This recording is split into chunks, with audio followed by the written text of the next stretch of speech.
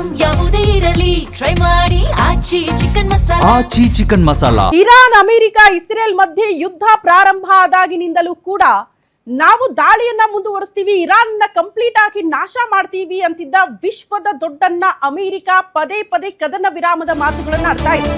ಹಂಗಾಗಿ ಇರಾನ್ ಮುಂದೆ ಈಗ ಸ್ವತಃ ವಿಶ್ವದ ದೊಡ್ಡನ್ನ ಅನಿಸ್ಕೊಳ್ಳುವಂತಹ ಅಮೆರಿಕಾನೇ ಮಂಡಿ ಊರು ಬಿಟ್ಟಿದೆಯಾ ಅನ್ನುವಂತಹ ಪ್ರಶ್ನೆ ಇದೆ. ಅಮೆರಿಕ ಇರಾನ್ ಕದನ ವಿರಾಮ ಮತ್ತೆ ಮುಂದುವರಿಕೆ, ಅದನ್ನ ಅಮೆರಿಕ ಅಧ್ಯಕ್ಷ ಡೊನಾಲ್ಡ್ ಟ್ರಂಪ್ ಅವರು ಹೇಳ್ಕೊಳ್ತಿದ್ದಾರೆ. ಕದನ ವಿರಾಮ ಮುಂದುವರಿಯುತ್ತೆ ಅಂತ. ಕದನ ವಿರಾಮ ಮುಂದೂಡಿ ಯೂಟರ್ನ್ ಹೊಡೆದಿದ್ದಾರೆ ಅಮೆರಿಕ ಅಧ್ಯಕ್ಷ ಡೊನಾಲ್ಡ್ ಟ್ರಂಪ್.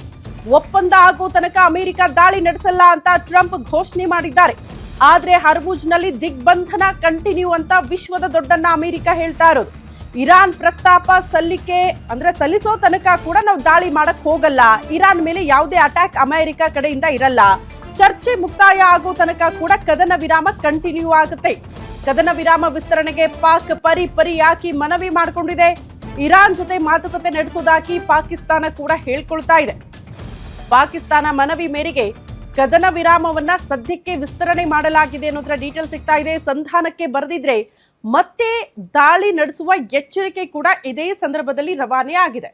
ಪಾಕಿಸ್ತಾನ ಮಧ್ಯಸ್ಥಿಕೆ ವಹಿಸ್ತಾ ಇರೋದು ಈ ಕೊಲ್ಲಿ ರಾಷ್ಟ್ರಗಳ ಮಧ್ಯದ ಯುದ್ಧ ತಣ್ಣಗಾಗಬೇಕು, ಕಂಪ್ಲೀಟ್ ಆಗಿ ಕದನ ವಿರಾಮ ಘೋಷಣೆ ಆಗ್ಲೇಬೇಕು, ಇರುವ ಷರತ್ತುಗಳಿಗೆ ದೇಶಗಳು ಒಪ್ಪಂದ ಮಾಡಿಕೊಳ್ಳಲೇಬೇಕು ಅಂತ ಮಧ್ಯಸ್ಥಿಕೆ ವಹಿಸ್ತಾ ಇರೋದು ಪಾಕಿಸ್ತಾನ.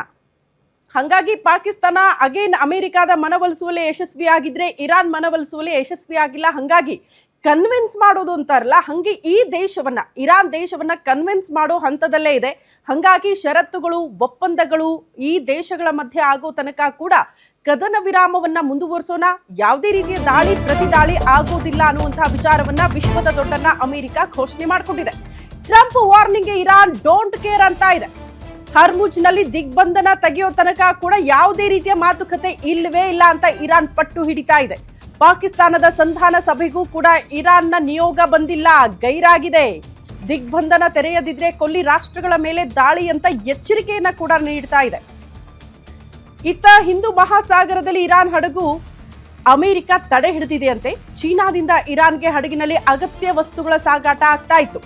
ಚೀನಾ ನಡೆಗೆ ಅಮೆರಿಕ ಅಧ್ಯಕ್ಷ ಡೊನಾಲ್ಡ್ ಟ್ರಂಪ್ ಕೂಡ ಕಿಡಿಕಾರಿದ್ದಾರೆ ಎನ್ನುವುದರ ಡೀಟೇಲ್ ಸಿಗ್ತಾ ಇದೆ. ಟ್ರಂಪ್ ವಾರ್ನಿಂಗ್ಗೆ ಇರಾನ್ ಡೋಂಟ್ ಕೇರ್ ಅಂತ ಇದೆ. ಕಾರಣ ಇರಾನ್ನ ಪ್ರಮುಖ ಬೇಡಿಕೆ ಏನಂತ ಅಂದ್ರೆ ಹರ್ಮುಜ್ ಜಲಸಂಧಿ ಏನಿದೆಯಲ್ಲ ಅದು ಓಪನ್ ಆಗಿರ್ಬೇಕು, ಅದನ್ನ ನಮಗೆ ಬಿಡಬೇಕು, ಅದ್ರ ಮೇಲೆ ಯಾವುದೇ ರೀತಿಯ ಷರತ್ತಾಗ್ಲಿ ನಿಷೇಧಗಳನ್ನ ಹೇರೋ ಅವಶ್ಯಕತೆ ಇಲ್ಲ, ಅದನ್ನ ತೆರವು ಮಾಡೋ ತನಕ ಕೂಡ ನಾವು ಯಾವುದೇ ಕಾರಣಕ್ಕೂ ಮಾತುಕತೆಗೆ ಬರುವ ಮಾತೇ ಇಲ್ಲ ಅಂತ ಇರಾನ್ ಹೇಳ್ತಾ ಇದೆ. ಹಂಗಾಗಿ ಹರ್ಮುಜ್ ಜಲಸಂಧಿಯ ಕತೆ ಏನು, ಈ ದೇಶಗಳ ಮಧ್ಯನ ಈ ವಾರ್ ಅಥವಾ ಒಪ್ಪಂದ ಷರತ್ತು ಯಾವುದು ಕೂಡ ಬಗೆಹರಿದೇ ಹೋದ್ರೆ ಇಡೀ ವಿಶ್ವದ ಹಲವು ದೇಶಗಳು ಸಮಸ್ಯೆಯನ್ನ ಎದುರಿಸಬೇಕಾಗತ್ತೆ.